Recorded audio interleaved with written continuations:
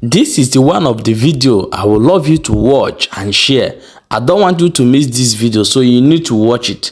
I have nothing to say here, but I want you to hear it from your own ear and then drop your own opinion in a comment section, because this TVC I don't know what to tell them, but however, watch the video and share the video. On TVC News.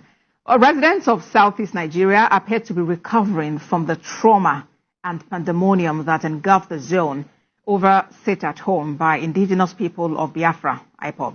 But it seems the miscreants are yet to give up after issuing fresh threats for residents of Enugu State to sit at home in solidarity for the celebration of the 57th anniversary of Biafra. But the state government has directed workers to ignore the threat and go about their businesses. But who bails the cat? Jude, who bails the cat? Well,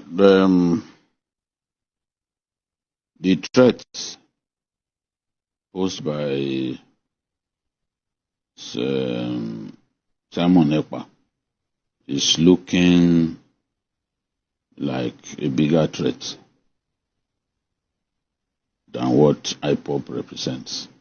And when I was reading about IPOB, I'm like, these people should realize that Simon Ekpa is asking the people to celebrate Biafra heroes from 29 to the 31st.